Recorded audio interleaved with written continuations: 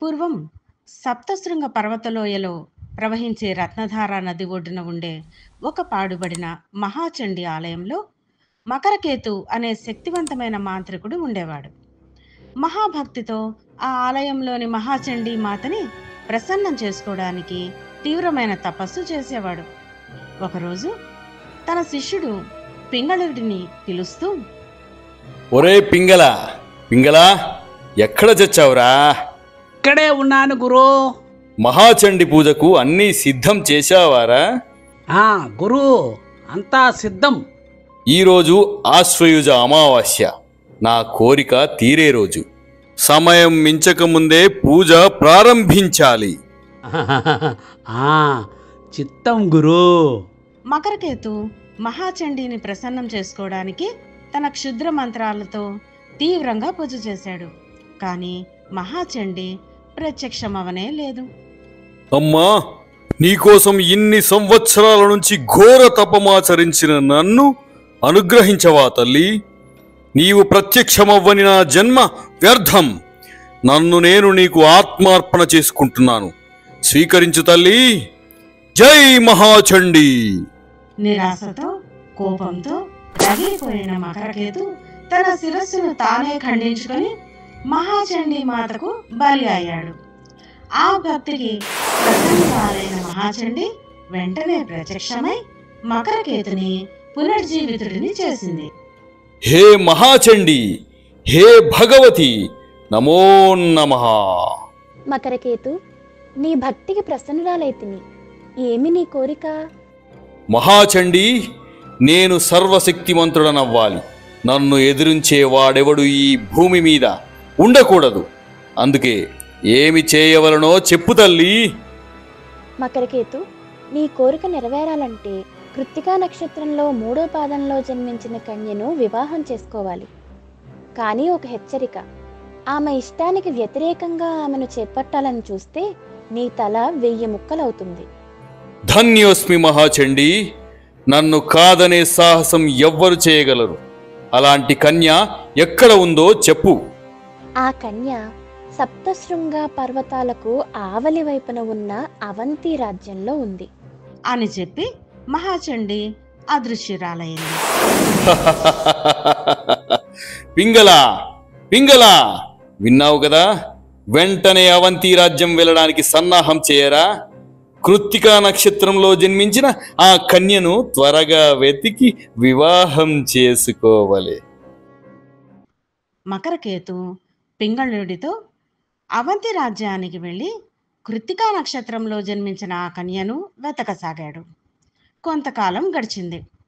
అవంతి రాజ్యంలోని చిదానందుడి గురుకులంలో విజయదశమి నాడు ఎక్కడెక్కడి నుండో వచ్చి విద్యను అభ్యసించిన విద్యార్థులు తమకు విద్యాజ్యోతిని ప్రసాదించిన గురువుకు కృతజ్ఞత తెలుపుకొని తగిన ఉపాధికై గురుకులాన్ని వదిలి వెళ్ళడం సాంప్రదాయం. మణిపురం నుంచి వచ్చి విద్యాభ్యాసం పూర్తి చేసుకొని వెళ్తున్న వారిలో విజయుడు ఒకడు. విజయుడు చురుకైనవాడు, అన్ని విద్యలలోనూ ఆరితేరినవాడు. రాజధానిలో కొలువు కోసం వెళ్తున్న విజయుడు చిదానందుడి దగ్గరకు వచ్చి, గురువర్య, రాజధానిలో కొలువు కోసం వెళుతున్నాను. నాయనా విజయ, జీవితం అనేది ఒక విజయానికి మరో విజయానికి మధ్య అలుపెరుగని ప్రయాణం. అవకాశాలు సోపానాలు లాంటివి.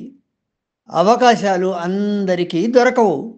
వాటిని సద్వినియోగపరుచుకోవడం అందరి వల్ల సాధ్యం కాదు. అందుకు వారి వారి మనోభావాలే కారణం. అవకాశానికి తగినట్లు నీ మనోభావాలను నియంత్రిస్తే అభ్యుదయం, ఆనందం నీ సొంతం. అన్ని విద్యలలోనూ ఆరితేరిన నీవు ఏ రంగంలో ఉన్నా, ఏ వృత్తిని చేపట్టినా విజయలక్ష్మి నిన్ను తప్పక భరిస్తుంది. నీ ప్రయాణాన్ని ఉత్తర దిక్కు వైపుగా దండకారణ్యం గుండా సాగించు. చిత్తం గురుదేవా, మీ దయకు కృతార్థుడను. నన్ను ఆశీర్వదించండి. విజయోస్తు నాయనా, విజయోస్తు. నువ్వు అనుకున్నది సాధిస్తావు. ఇక వెళ్ళిరా. గురువు ఆదేశంతో విజయుడు ఉత్తర దిక్కుగా రాజధానికేసి బయలుదేరాడు. రాజధానికి వెళ్ళాలంటే 3 రాత్రుళ్ళు 3 పగళ్ళు ప్రయాణించాలి. విజయుడు నడక సాగించాడు. క్రమంగా చీకట్లు ముసురుకోసాగాయి. దూరంగా విజయుడికి ఒక గ్రామం కనిపించింది. అరే, చీకటి పడుతుంది. ఈ అడవిలో ముందుకు వెళ్ళడం ప్రమాదం. ఈ రాత్రికి ఈ గ్రామంలో బస చేసి పొద్దున్నే రాజధానికి ప్రయాణం సాగిస్తాను. ఎదురుగా వస్తున్న ఒక అతన్ని ఆపి, అయ్యా, నేను చాలా దూరం నుండి వస్తున్న బాటసారిని. ఈ గ్రామంలో బస చేయడానికి ఏదన్నా సత్రం కానీ పూటగొల్ల ఇల్లు కానీ ఉందా? అయ్యా, మా గ్రామంలో అటువంటి సౌకర్యాలు ఏమీ లేవు. కాకపోతే మా గ్రామాధికారి శ్రీపతి గారింటికి వెళ్ళండి. ఆయన మీలాంటి బాటసారులను ఆదరిస్తాడు. విజయుడు గ్రామాధికారి శ్రీపతి ఇంటికి వెళ్ళి తన్ను పరిచయం చేసుకున్నాడు. ఇంటికి వచ్చిన అతిథులను ఆదరించడం మన సాంప్రదాయం. అది నాకు ఎంతో ఆనందదాయకం.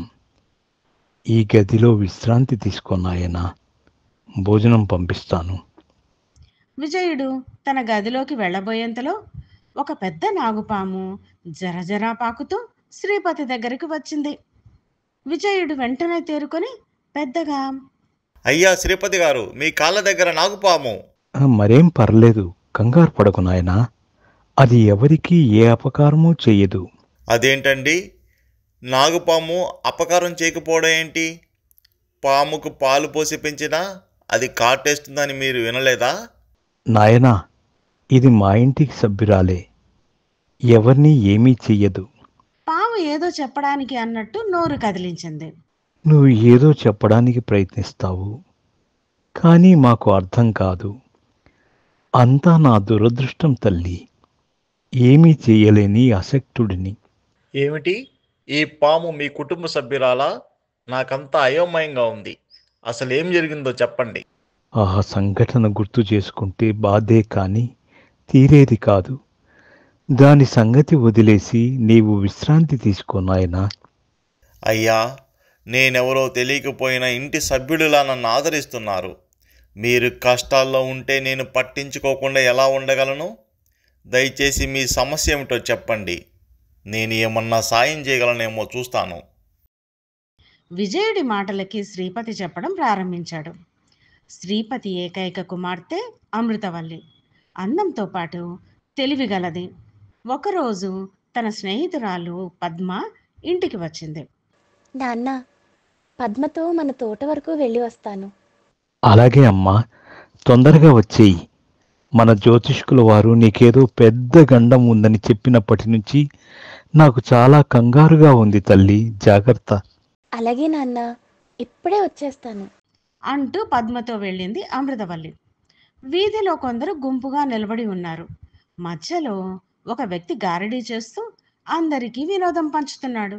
మా గురువుగారు తిమ్మిని బమ్మి, బమ్మిని తిమ్మి చేయగలరు. బాబు, నువ్వు తినడానికి ఏం పండు కావాలో అడుగు.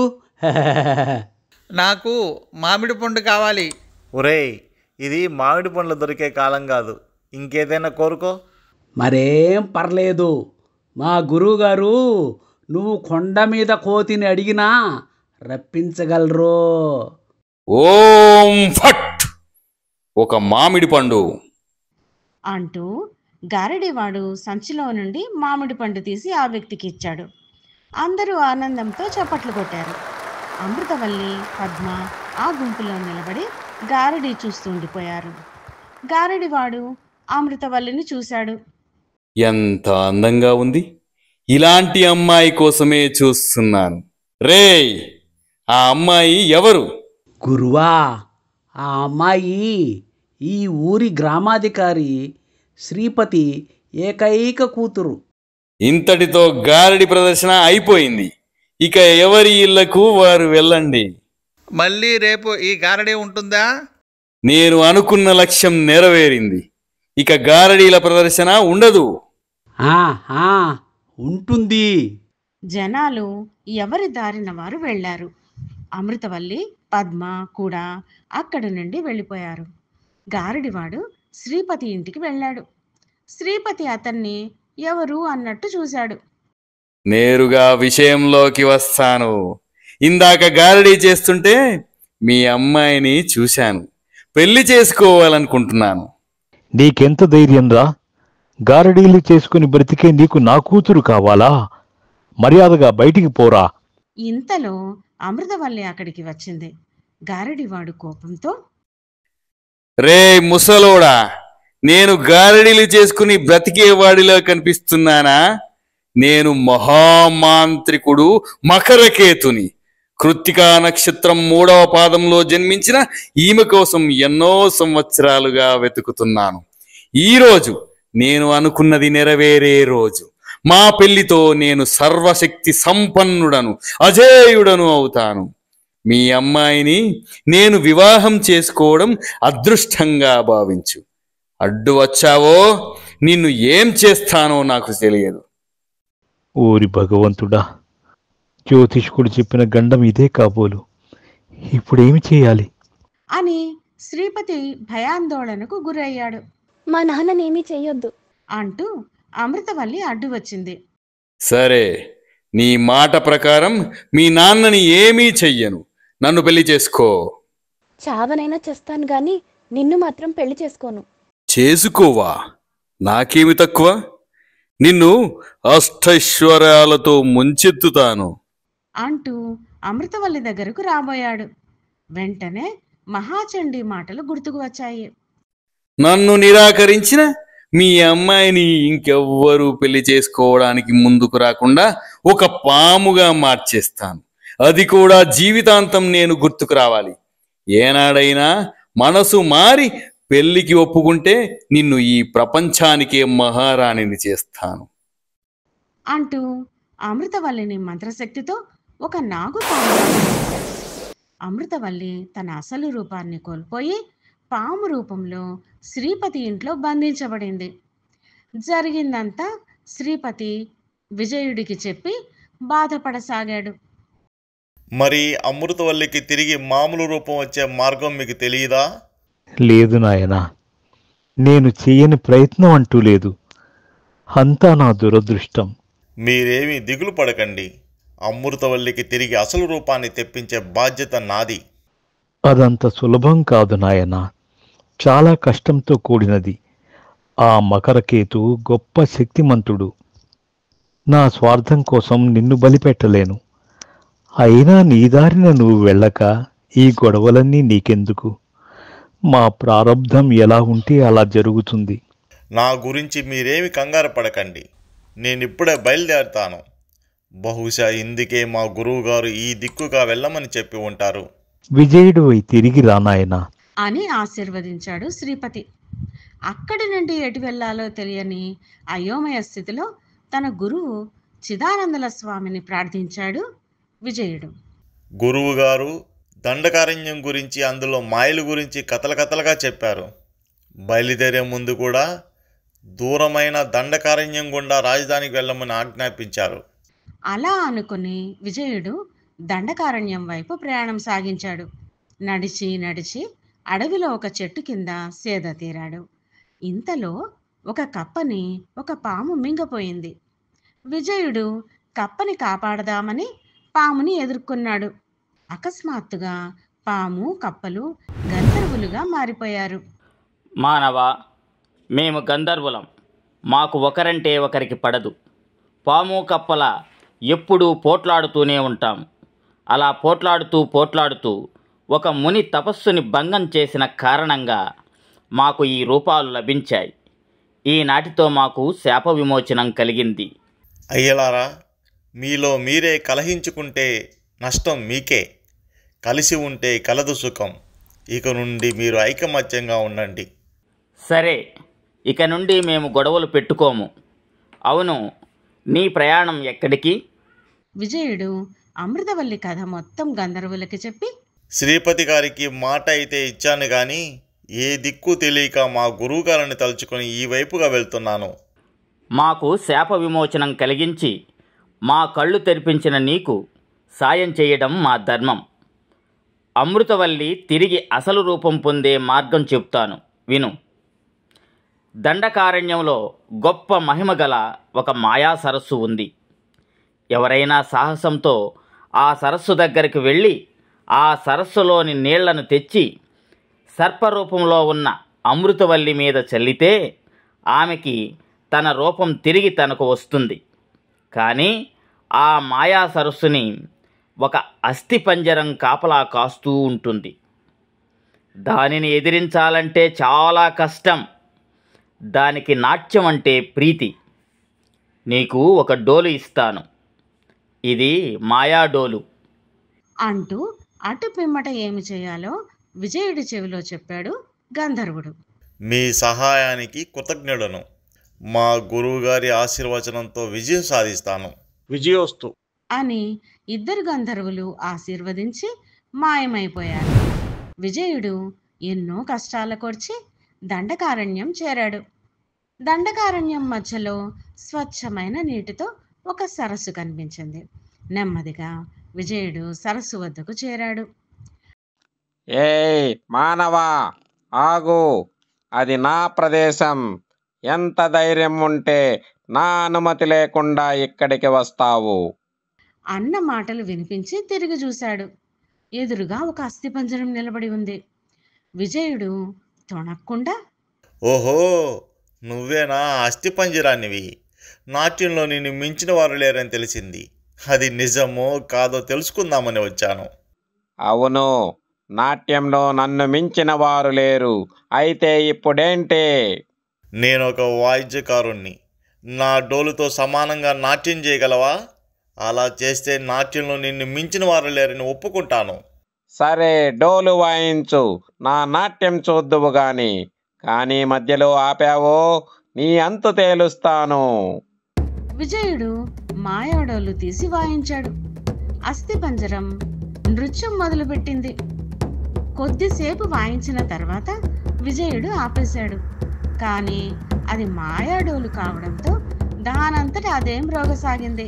అలా చాలాసేపు నృత్యం చేస్తున్న అస్థిపంజరం, మానవా, ఇక డోలు ఆపు, నేను నృత్యం చేయలేకున్నాను అని అరవసాగింది.